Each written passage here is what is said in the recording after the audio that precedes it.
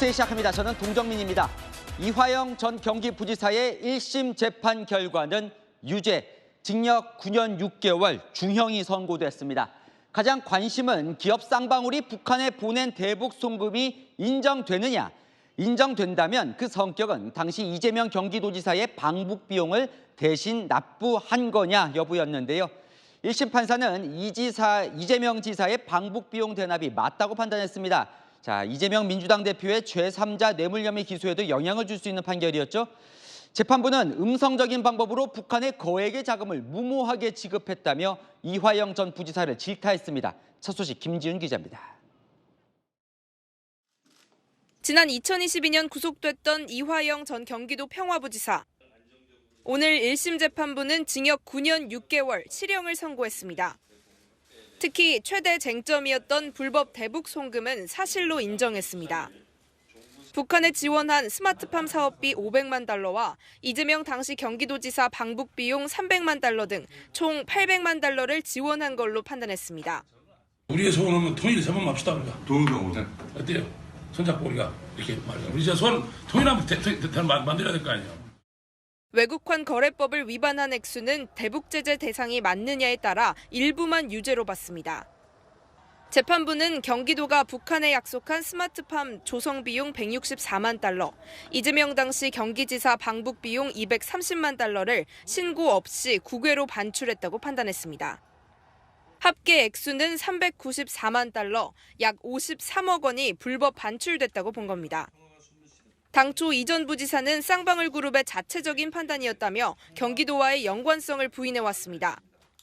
하지만 재판부는 당시 평화부지사로 대북 관련 총괄을 하며 도지사 방북을 위한 압박을 느꼈을 것이라며 적극적인 개입을 인정했습니다. 재판부는 다만 이재명 대표가 대북 송금을 직접 보고받았거나 지시한 사실이 있는지까지는 판단하지 않았습니다. 채널A 뉴스 김지윤입니다.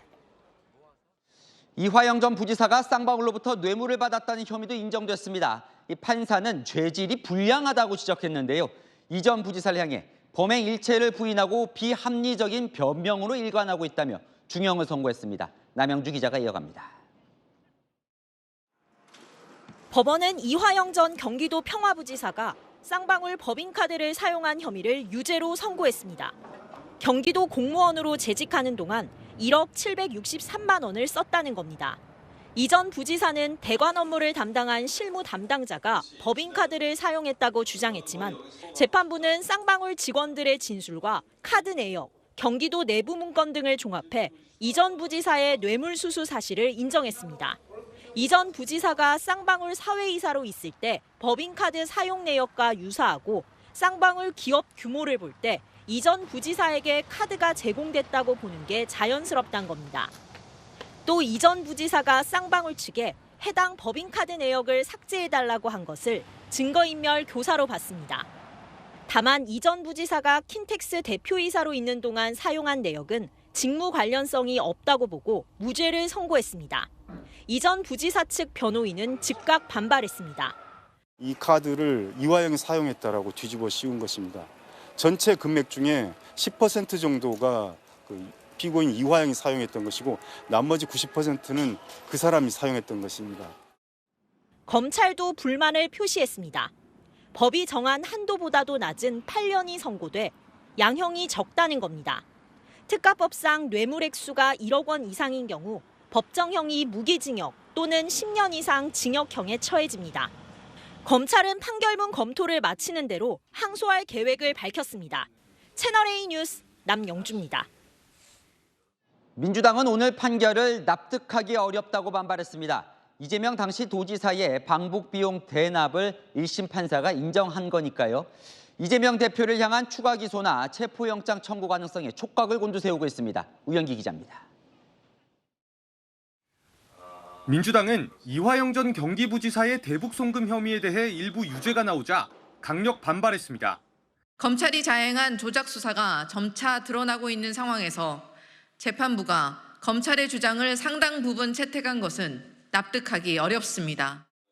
최근 이 전 부지사가 검찰의 회유와 사건 조작 가능성을 제기했는데도 검찰 측 주장만 일방적으로 대부분 인정했다는 겁니다. 당과 이재명 대표 측은 이 대표를 향한 검찰의 추가 수사, 기소가 이어질지에 촉각을 세우고 있습니다. 오늘 법원이 이 전 부지사가 당시 경기지사였던 이 대표에게 대북 송금을 보고했는지 여부는 판단하지 않았지만 방북 비용 성격을 인정한 만큼 추가 기소 가능성이 있다고 보고 있습니다. 한 율사 출신 의원은 검찰이 구속영장을 청구해 체포동의안을 부결시켜 또 방탄 프레임을 씌우는 정치질을 할 것이라고 전망했습니다. 민주당은 대북 송금 특검법 등 검찰의 조작 수사를 겨냥한 공세 강도도 높일 것으로 보입니다. 이화영 전 경기부지사를 회유 압박해서 당대표를 이재명 전 경기지사를 끌어들이려고 한 거죠. 대장동 개발 특혜 의혹 재판을 마치고 나온 이 대표는 이 전 부지사 1심 판결에 대해 입장을 밝히지 않았습니다. 채널A 뉴스 우현기입니다.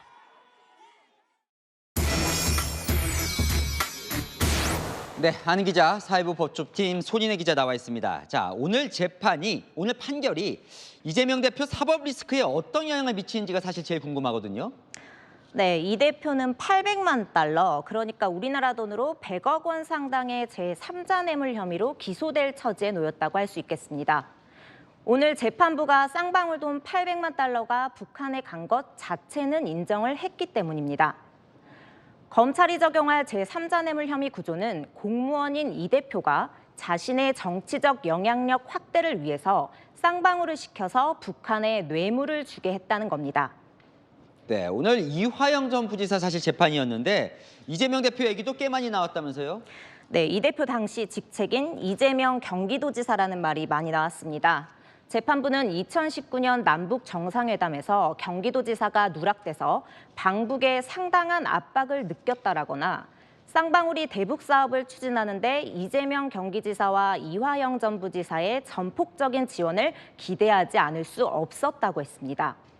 또 앞서 리포트에 설명드렸듯이 이 대표의 방북 비용인 200만 달러는 북한 상부에 대한 사례금 성격이라고도 했습니다. 북한에 돈이 간 것뿐만 아니라 이 돈이 이 대표를 위해 쓰였다는 목적, 대가성이라고 할 수 있는 부분을 인정한 겁니다. 사실 이재명 지사의 이제 방북 비용을 대납했다는 의혹인데 그러면 그러니까 이재명 대표의 지시가 있었다. 혹시 이런 것도 언급이 됐습니까? 네, 아닙니다. 오늘 재판부는 이 대표 재판이 아니라 이 전 부지사 재판이었기 때문에 거기까지는 언급을 하지 않았습니다. 이 때문에 검찰은 이 대표를 추가 기소할 때 오늘 판결문을 적극 활용할 것으로 보입니다. 재판부가 오늘 인정한 김성태 전 쌍방울그룹 회장의 진술 신빙성이나 경기도 문건 등을 내세워서 이 대표 혐의를 입증한다는 겁니다. 자, 근데 오늘 판결 가운데 민주당이 주장해온 이화영 특검법과 관련된 내용이 있다면서요? 맞습니다. 쌍방울그룹 주가 조작과 관련해서인데 민주당이 국정원 문건을 내세워서 검찰이 쌍방울의 주가 조작 사건을 대북 송금 사건으로 둔갑시켰다고 주장하고 있는데요. 재판부는 쌍방울의 주가 부양 노력과 대북 송금이 양립 불가능한 게 아니라고 했습니다. 사실 이화영 전 부지사 재판 우여곡절이 많았잖아요. 여러 가지. 그런 게 좀 양형에도 영향을 미쳤습니까? 네, 이 전 부지사 측이 검찰이 회유해서 자신의 진술을 조작했다고 자꾸 주장해왔었죠. 그 전에도 재판부 기피 신청과 변호인 교체로 재판이 지연되기도 했고요. 재판부가 오늘 이에 대해서 일침을 놨습니다. 재판부는 수사기관에서부터 법정에 이르기까지 범행 일체를 부인하고 비합리적인 변명으로 일관해서 엄한 처벌이 불가피하다고 했습니다. 자, 오늘 이제 이화영 전 부지사에 대한 1심 판결이 나왔어요. 앞으로 그럼 어떤 일이 벌어지는 거예요? 네, 당분간은 공방이 이어질 것으로 보입니다. 당장 이 전 부지사 측이 편파적 판결이라고 날을 세운 것처럼 민주당도 판결 자체를 공격하고 있습니다. 그동안 이 전 부지사의 1심 판결만 기다리고 있던 검찰은 이르면 이달 중에 이재명 대표를 추가 기소한다는 방침인데요. 대북 송금 혐의뿐만 아니라 경기도 법인카드 유용 의혹과 관련해서도 함께 재판에 넘겨질 전망입니다. 네, 잘 들었습니다. 아는 기자 손인혜 기자였습니다. 탈북민 단체가 하늘로 대북 전단을 날려보낸 지 하루 만에 이번엔 바다로 페트병 500개를 띄워보냈습니다. 이 페트병엔 쌀과 드라마 등이 저장된 USB가 담겼습니다. 김민공 기자입니다. 물결이 거세게 이는 바다를 향해 사람들이 무언가를 힘차게 던집니다. 첨벙첨벙 물에 빠지는 소리는 끊길 줄 모릅니다. 가까이 살펴보니 쌀이 들어있는 페트병을 근처에 수없이 쌓아놓고 있는 힘껏 내던지고 있던 겁니다.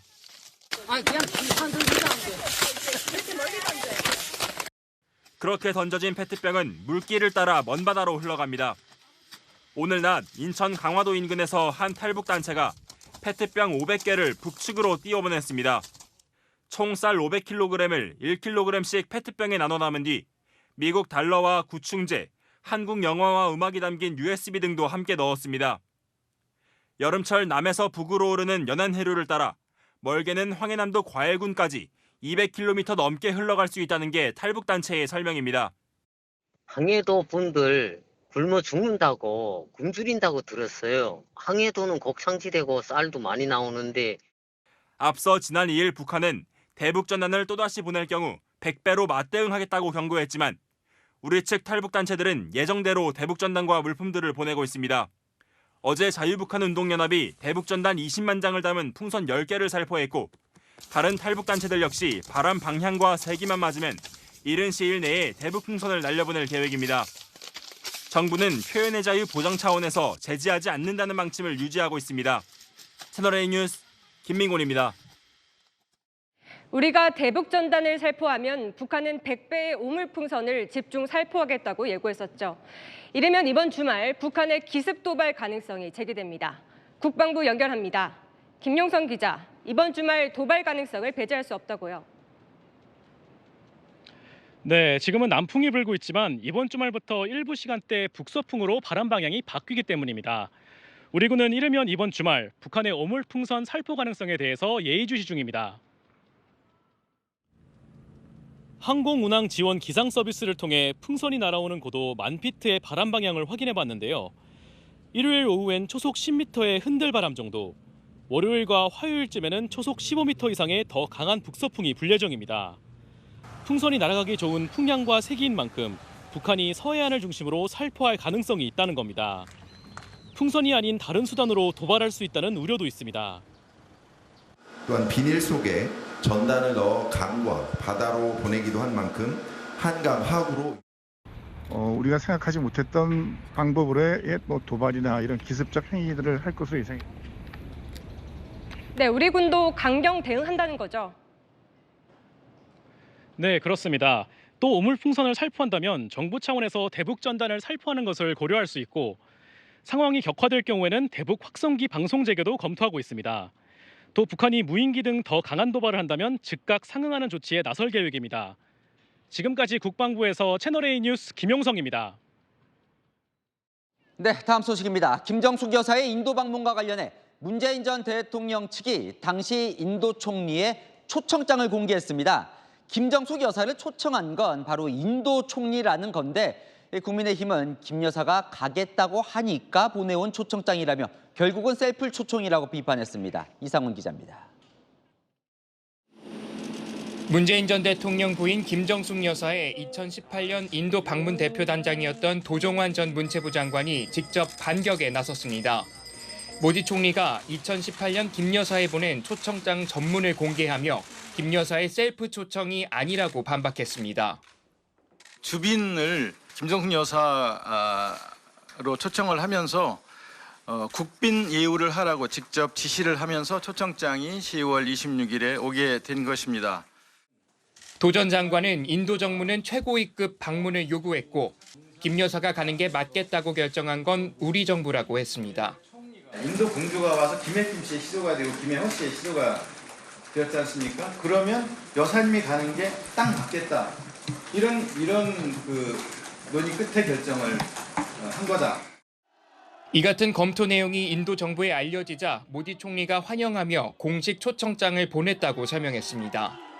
김 여사의 타지마할 방문도 인도 정부의 공식적인 요청이 있었다고 말했습니다. 국민의힘은 옆구리 찔러받은 초청장으로 셀프 초청과 다르지 않다고 비판했습니다. 청와대가 인도 정부의 영부인 방문 입장을 전달하고 초청을 유도한 정황이 속속 확인되고 있는 것입니다.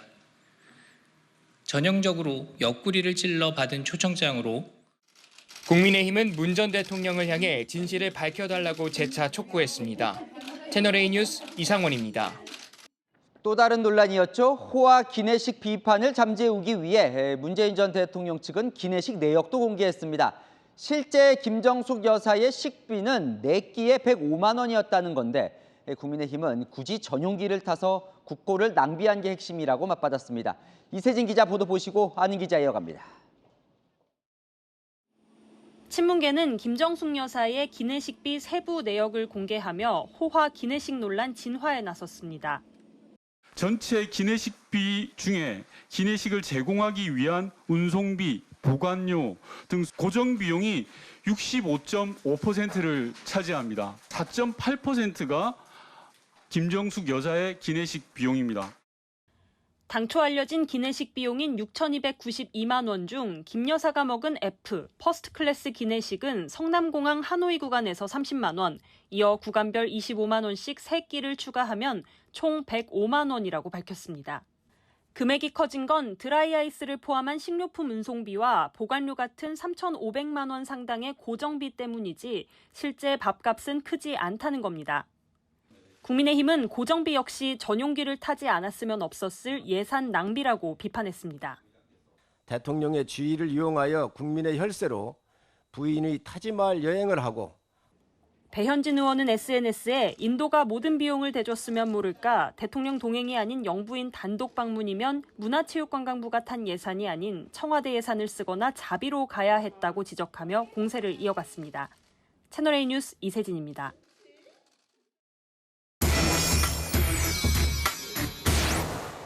네, 한은 기자, 정치부 정현주 기자 나와 있습니다. 자, 오늘 문재인 전 대통령 측이 작심하고 여러 자료들을 공개하면서 지금 적극적으로 해명에 나섰는데 다 해소가 된 거예요? 의문점들이? 네, 이 논란의 출발점인 문 전 대통령의 회고록부터 보겠습니다.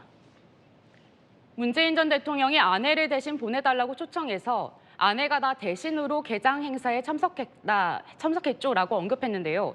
정말 인도가 먼저 요청한 것이 맞냐? 셀프 초청 아니냐, 여권에서 문제를 제기한 게 논란의 핵심입니다. 자, 지금부터 논란이 해소됐는지 하나씩 살펴볼 겁니다. 지금 정 기자가 말한 바로 그 대목이에요. 셀프 초청이냐 아니면 인도 정부가 초청한 거냐, 뭐라고 해명했습니까? 결론부터 말하면 오늘 도종환 전 장관이 공개한 대로 김정숙 여사를 명시한 인도의 초청장이 있었다.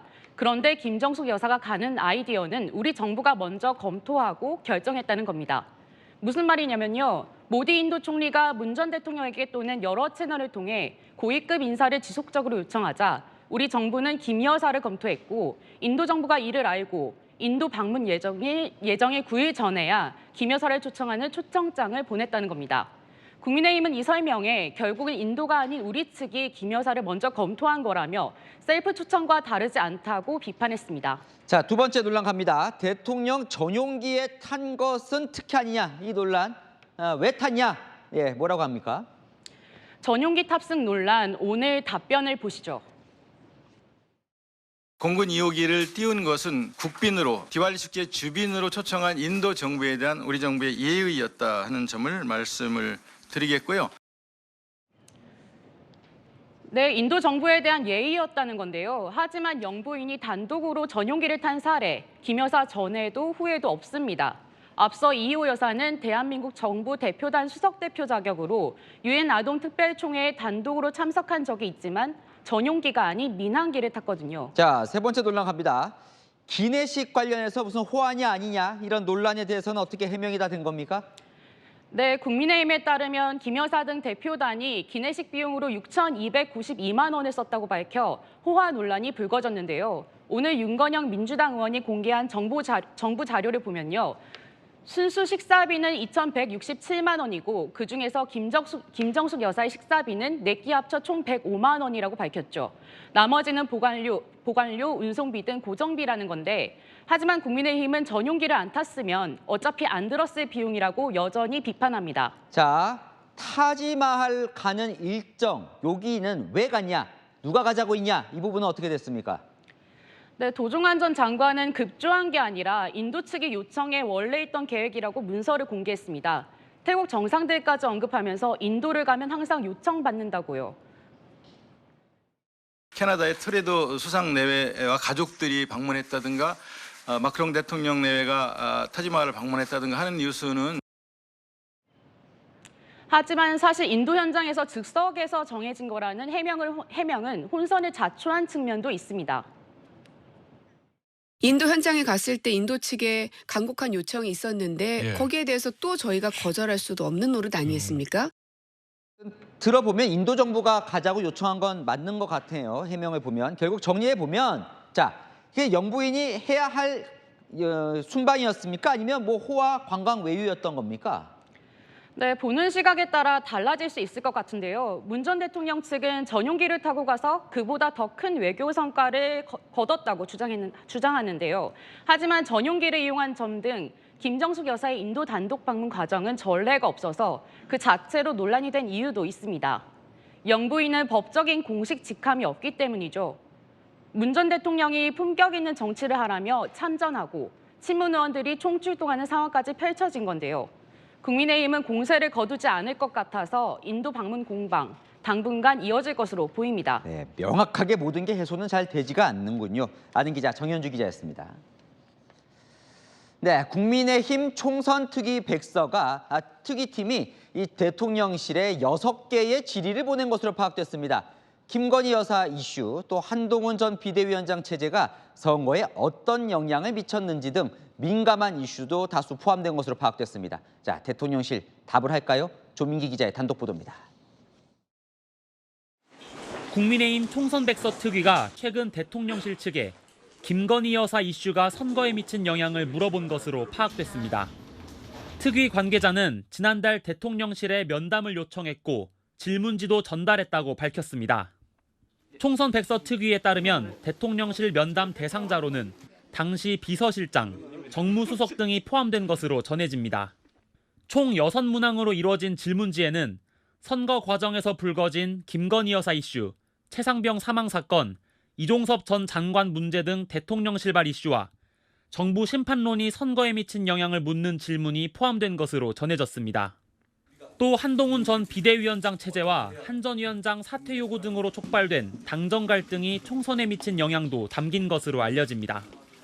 저희가 무엇이 부족했는지 또 무엇이 바뀌어야 하는지 알려주시길 부탁드립니다. 다만 아직 질문에 대한 답은 받지 못한 것으로 전해집니다. 또 다른 특위 관계자는 질문에 답을 안 하면 답을 안 했다는 것까지 백서에 기록할 것이라고 설명했습니다. 총선 백서 특위는 한동훈 전 위원장과의 면담도 조율 중입니다. 조정훈 위원장은 한 전 위원장이 총선 소회를 준다면 백서를 만드는 데 많은 도움이 될 것이라고 강조했습니다. 채널A 뉴스 조민기입니다. 네, 김유빈 기자와 열왕야랑 시작합니다. 첫 번째 보겠습니다.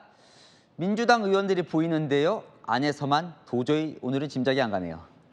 네, 철창 안에 있는 글자가 힌트인데요. 구치소 안에서만이 답입니다. 민주당 연일 검찰을 압박하고 있죠. 이번엔 구속 피의자를 구치소에서만 조사하도록 하는 법안을 발의할 예정입니다. 보통 구속이 되면 검찰로 이렇게 불러서 조사를 하는데 그러면 검찰 보고 구치소로 방문 조사를 하라는 거군요. 네, 그렇습니다. 검찰 조사실에서 무슨 일이 있었는지 알 수 없다는 겁니다. 막걸리 사건이 법안 발의의 계기가 됐다는데요. 2009년 청산가리가 든 막걸리를 마시고 부녀자들이 사망한 사건이 있었죠. 피해자 2명이 15년형을 살았는데 최근 재심이 결정됐습니다. 당시 검사들이 혐의를 부인하는 이들의 진술을 고의로 누락시켰다는 의혹이 불거졌는데요. 구치소 조사실 CCTV 영상이 또 새로 드러났거든요. 아까는 왜 인정했대? 원래 만돌러서 거짓말했습니다. 뭐 거짓말해? 뭐 거짓말을 이렇게 막 반복듯이 해요? 네? 그거야 아닙니다. 제가 안 하기 때문에 그렇습니다. 네? 제가 안 하기 때문에 막걸리도 안 샀습니다. 그러니까 구치소에는 CCTV가 있으니 그 안에서만 조사하라는 거네요.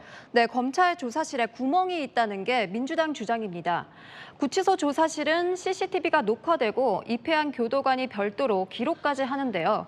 검찰 진술 녹화실은 교도관이 밖에서 대기하는 경우들이 많고 CCTV도 내부에 없다는 거죠. 오늘 1심 판결도 나왔지만 이화영 전 부지사가 이 검찰 조사실로 불려가서 뭐 술자리 회유를 받았다 이렇게 주장하잖아요. 그 영향도 있는 거 아니에요? 네, 맞습니다. 그래서 검찰도 의도가 불순하다 이렇게 주장하고 있는데요. 제가 검사들에게 물어보니 구치소 조사실은 일주일 전 예약해야 해서 즉각적으로 조사할 수가 없고 무엇보다 사건 자료가 검사실에 있어서 구치소에 가면 자세한 질문은 할 수 없다고 하더라고요. 검사들은 이 법안 역시 이재명 대표 방탄용 성격이라고 보는 분위기입니다. 네, 다음 주제 보겠습니다.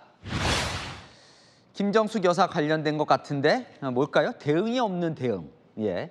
네, 김정숙 여사에 대한 여당 공세가 거세지고 있잖아요. 그런데 민주당 지도부는 회의가 끝나고 이런 방침을 정했습니다.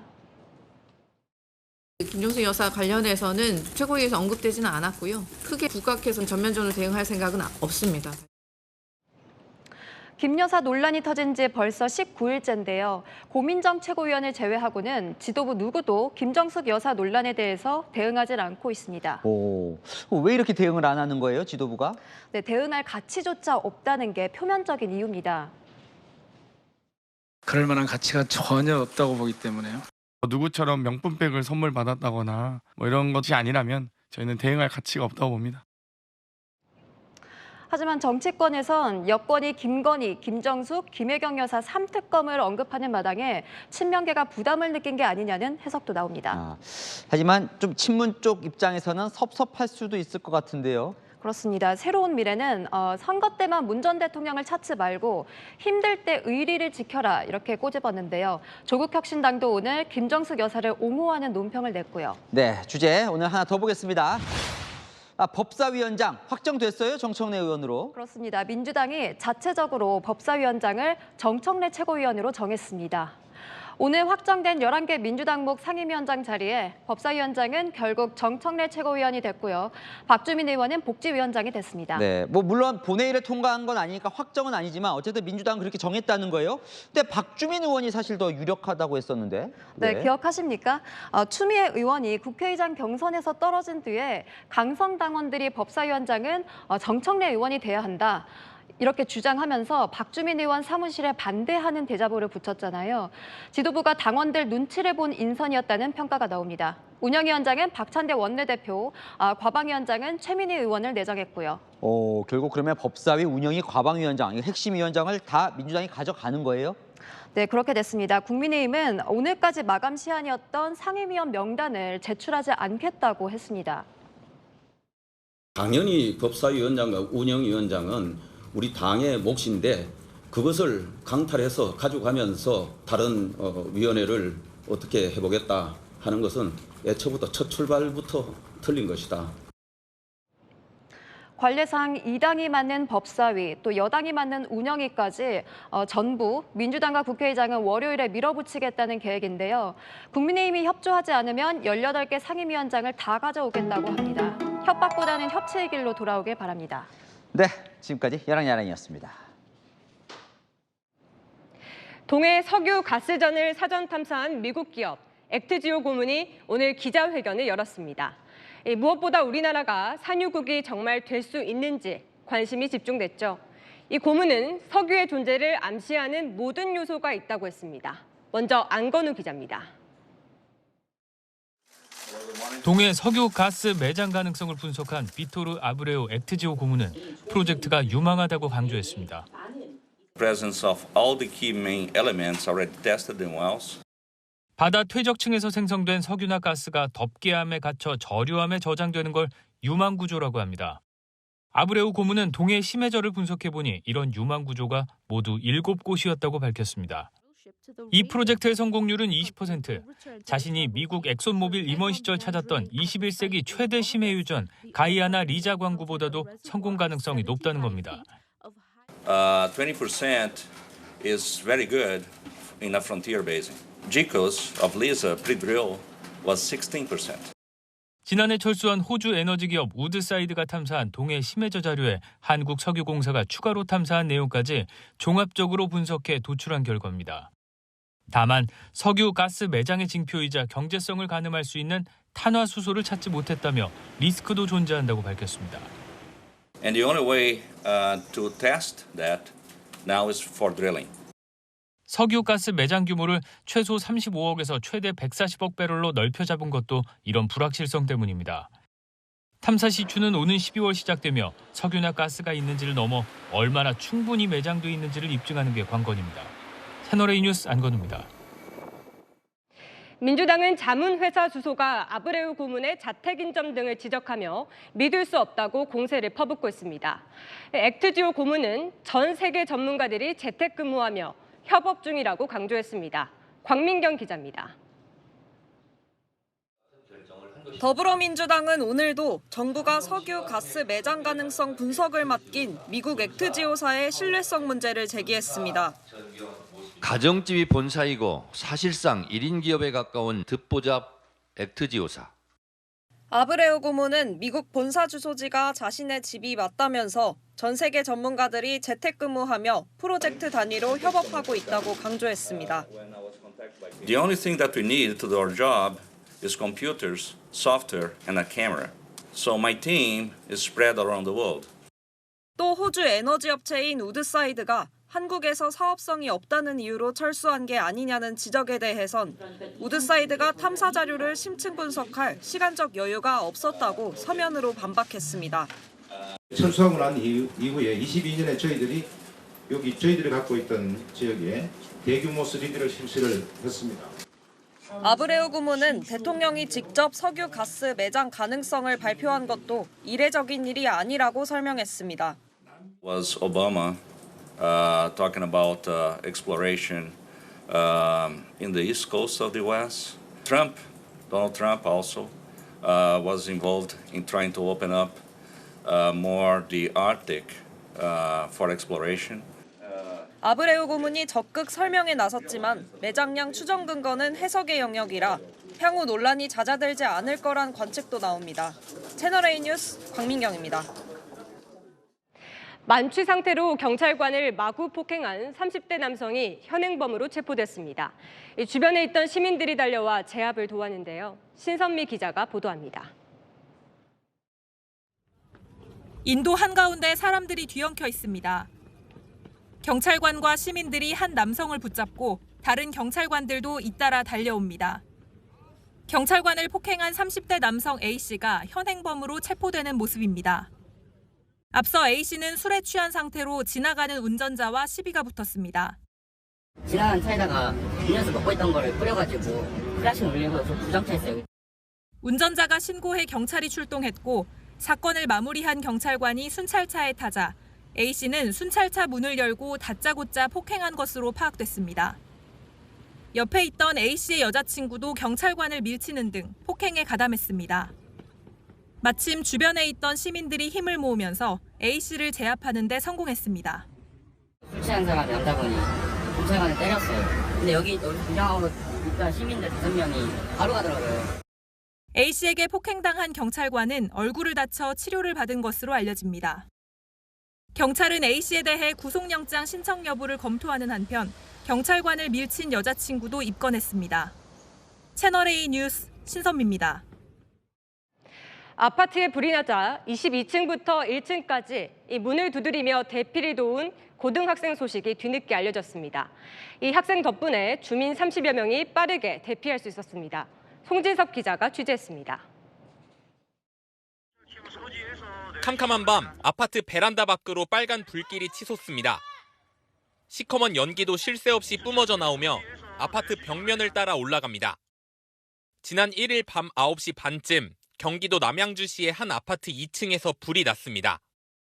불길과 유독가스가 위로 치솟으며 자칫 큰 인명피해로 이어질 수도 있었던 상황. 당시 21층 집에서 쉬고 있던 고등학교 2학년 김민준 군과 김 군의 아버지는 화재 사실을 알고 22층부터 1층까지 문을 두드리며 주민들을 대피시켰습니다. 심지어 경보기도 작동이 안 됐었고 그래가지고 그냥 22층부터 소리 지르고 문 두들기면서 사람들 다 부르고 대피시키고. 민준 군은 이웃 할머니 할아버지들이 떠올라 다급한 마음이 들었다고 회상합니다. 우리 아파트에 할머니 할아버지도 많이 거주하시는데 문 한 층 한 층 다 내려가서 한 곳 한 곳 다 문 두들기면서. 김 군의 활약으로 주민 30여 명이 빠르게 대피해 큰 인명피해는 발생하지 않았습니다.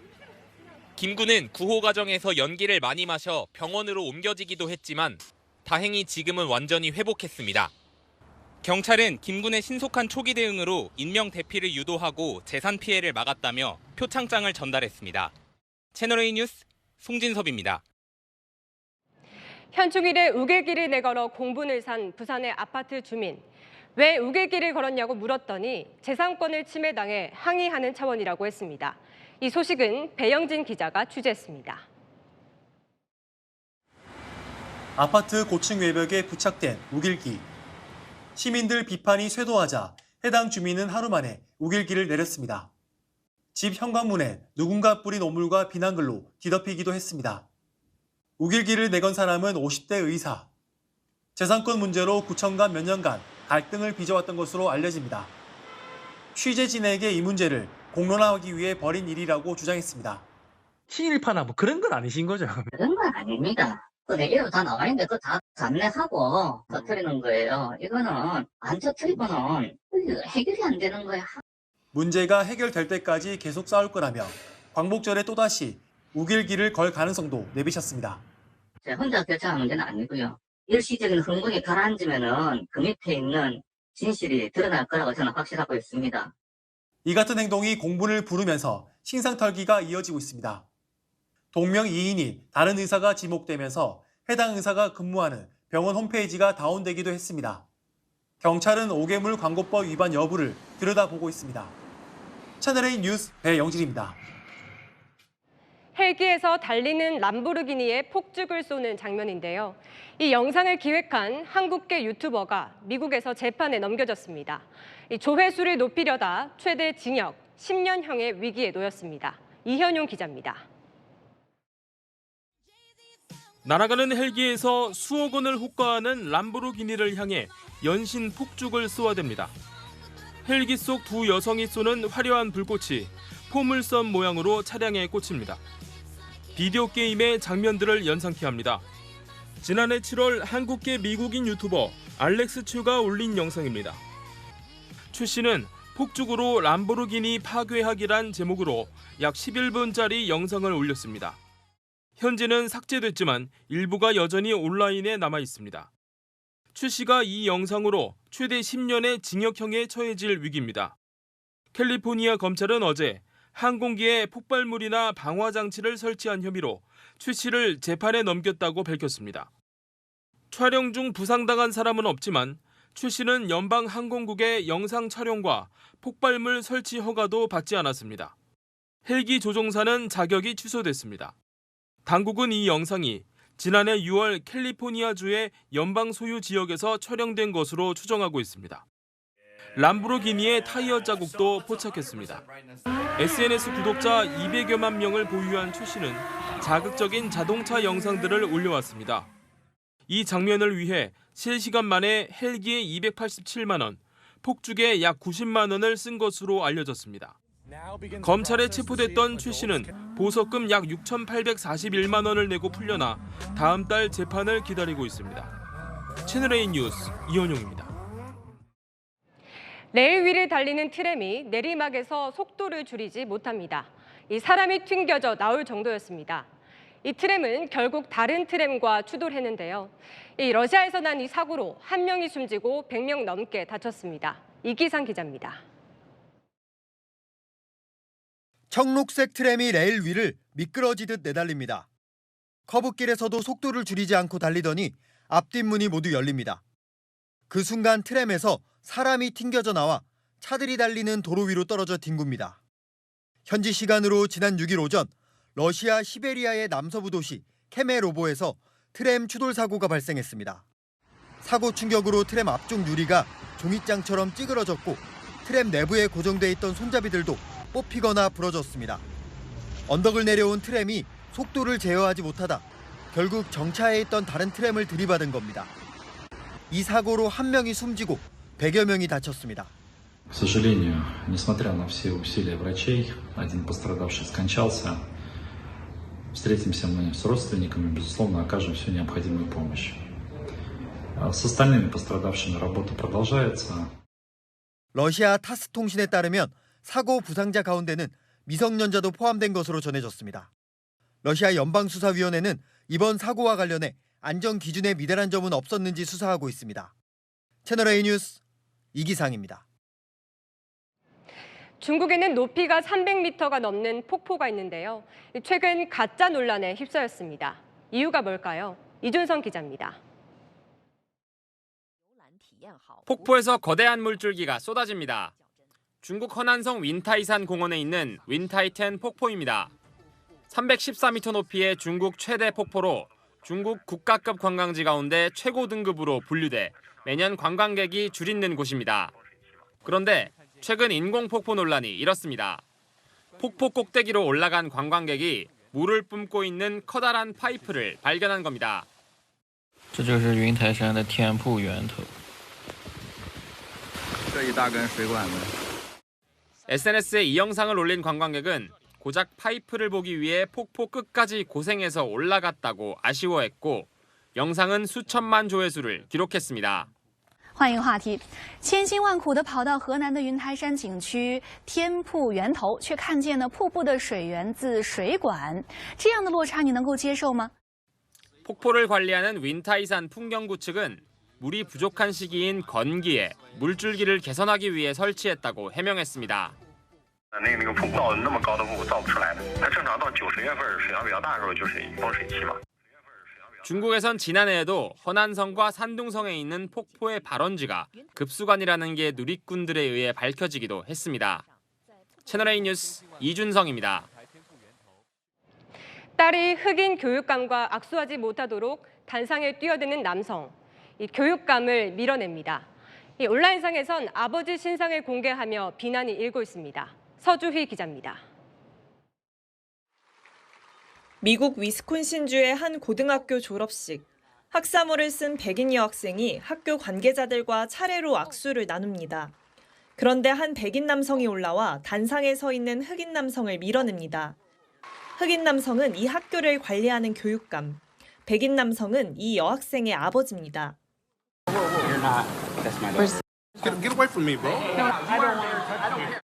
여학생은 표정이 굳더니 얼굴을 붉힌 채 단상을 내려가고 이를 본 학생들은 야유를 보냅니다. 남성은 이후 단상에서 쫓겨났고 경찰에 인계돼 치안방해 혐의로 기소된 것으로 알려집니다. 교육감을 밀어낸 정확한 이유는 밝혀지지 않았습니다. 다만 단상 위에 있던 사람 중 유일한 흑인이었던 만큼 명백한 인종차별이란 의견이 지배적입니다. 온라인에선 남성의 행동을 비판하는 글들이 이어지고 있고 신상이 공개되는 등 후폭풍이 거셉니다. 이 학교는 5년 전에도 나치 경례를 하는 학생들 사진으로 논란이 된 전력이 있습니다. 당시 사진도 재차 주목을 받으면서 비판의 목소리가 커지고 있습니다. 채널A 뉴스 서주입니다. 미국의 민간 우주 기업이죠. 이 스페이스X와 보잉이 나란히 기념비적인 시험 비행에 성공했습니다. 유인 우주 여행의 시대에 바짝 다가선 건데요. 배정현 기자입니다. 엄청난 화염을 뿜으며 우주 캡슐 스타라이너가 하늘을 뚫고 치솟아 올라갑니다. 계획대로 전체 2단 엔진이 분리되고 27시간 뒤인 현지 시각 어제 오후 2명의 우주인을 태운 미국 보잉사의 스타라이너가 국제 우주정거장에 성공적으로 도킹했습니다. 0.5 meters. Really great, expeditious work. 도킹 성공에 부둥켜 안고 우주 비행사들은 기뻐합니다. We're just happy as can be to be up in space. One in Starliner, the International Space Station. 보잉사의 첫 유인 시험 비행으로 도킹에 성공한 겁니다. 지난달 2차례 발사에 실패한 이후 3번째 시도만입니다. 우주 비행사들은 국제 우주정거장에 일주일간 체류하게 됩니다. 한편 일론 머스크가 만든 스페이스X의 우주선 스타쉽은 4번의 도전 끝에 비행에 성공했습니다.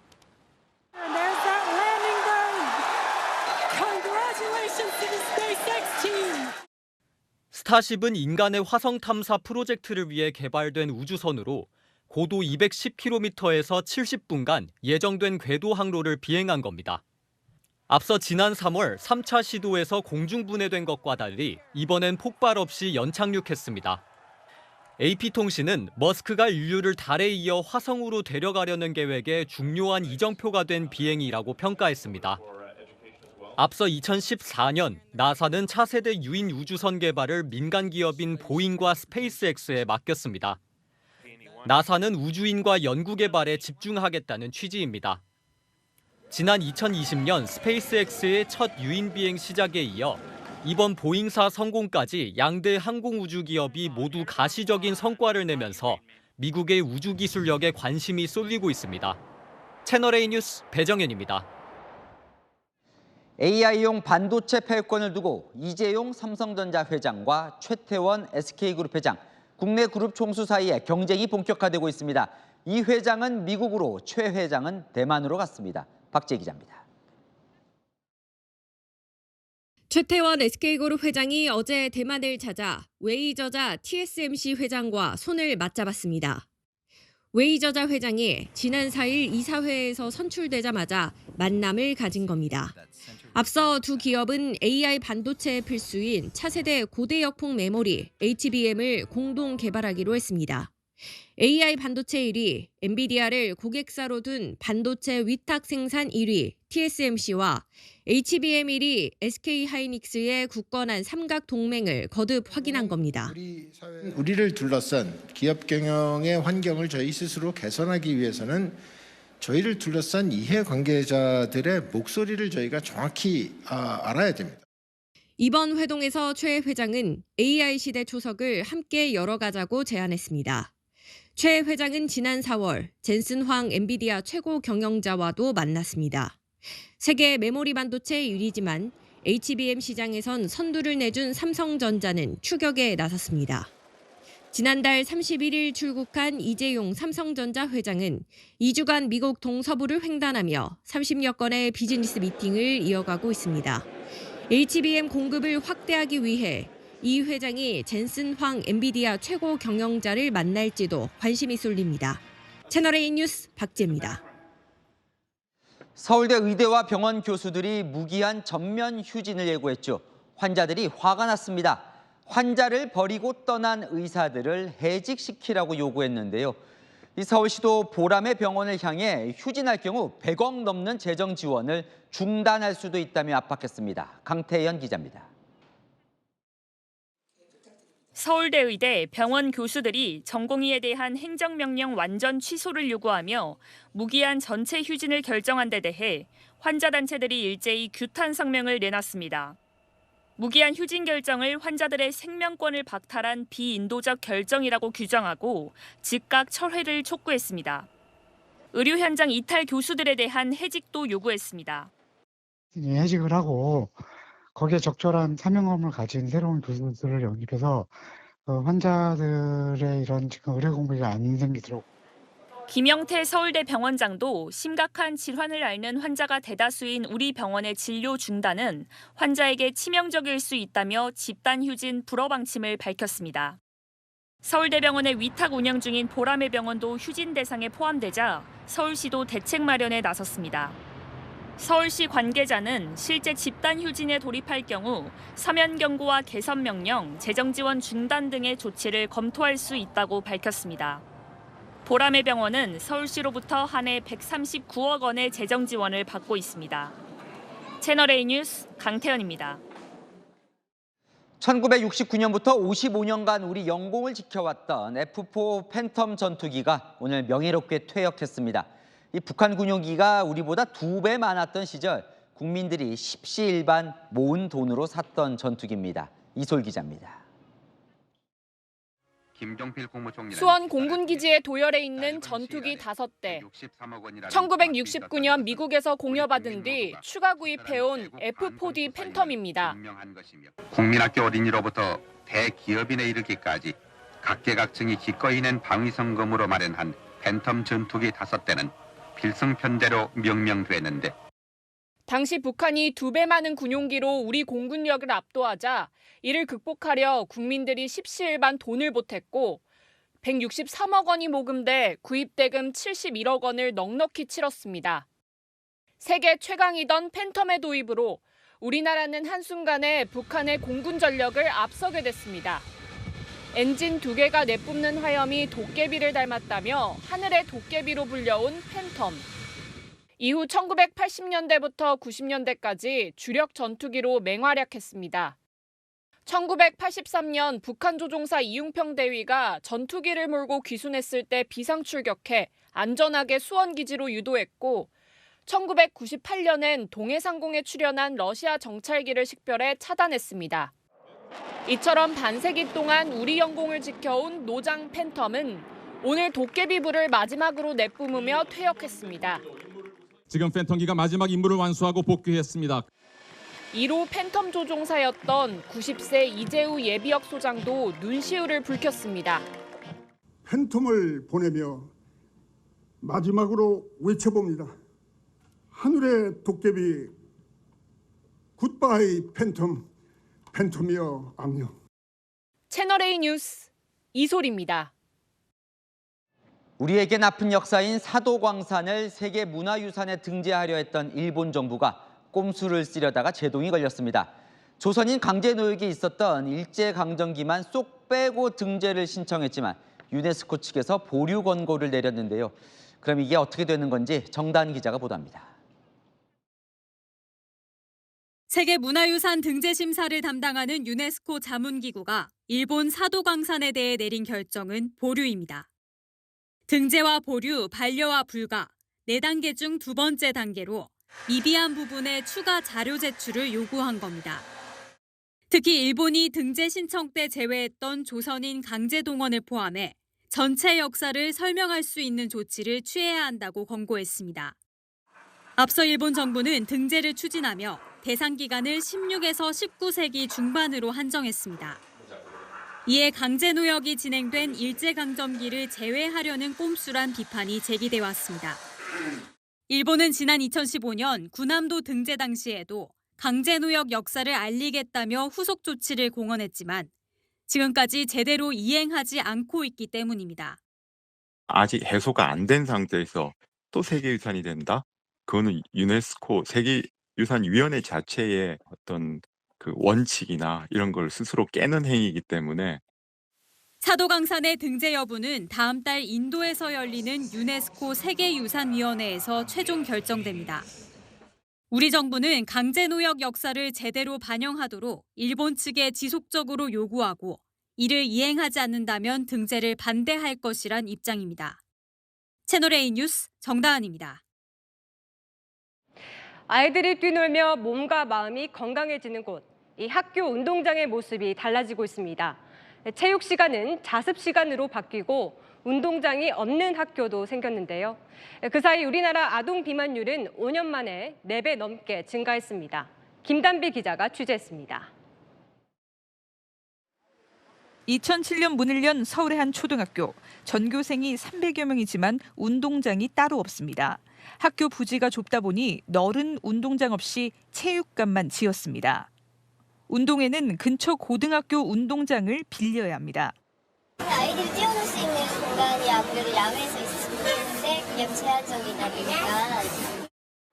반면 학생 한 명당 스포츠 한 종목씩을 꼭 배우도록 하는 중학교도 있습니다. 학교와 학생들은 1학생 1스포츠 도입으로 교내 폭력이 줄고 교우 관계도 개선됐다고 말합니다. 농구를 하면서 좀 더 차분하고 흥분하지 않고 말할 수 있고 제가 화를 내는 것도 점점 줄여가고. 보건복지부의 2023 아동 종합실태조사에 따르면 9세에서 17세 사이 아동 비만율은 14.3%, 2018년보다 4배 넘게 증가했습니다. 학업으로 신체 활동과 수면 시간이 줄고 주중 앉아있는 시간이 늘어난 걸 주된 요인으로 꼽았습니다. 채널A는 이런 생활체육 실종 실태와 함께 구체적인 대안과 변화를 제시하는 특별기획 3부작 다큐멘터리 오징어 게임이 사라졌다를 내일부터 매주 토요일 오전 11시에 방송합니다. 채널A 뉴스 김단비입니다. 적당히 낀 구름과 솔솔 불어오는 바람이 오늘 꽤 괜찮은 날씨였죠. 이곳 한강에는 더위를 식히기 위해 찾아온 아이들의 웃음소리가 끊이지 않고 있습니다. 이번 주말 피크닉과 물놀이는 일요일이 났습니다. 비는 오늘 밤 제주도와 서해안부터 시작돼 밤사이 전국으로 확대됩니다. 중부는 내일 오후까지, 남해안은 모레 새벽까지 비가 이어지겠습니다. 이번 비 남해안에 가장 많은 양이 쏟아집니다. 제주에 80mm 이상, 남부지방에도 60mm, 내륙에는 5에서 50mm가 예측됩니다. 강한 바람이 동반되겠고요. 비가 내리면서 내일 더위는 반짝 누그러들겠습니다. 내일 서울의 최고 기온 25도 등 오늘보다 4도 정도 낮아집니다.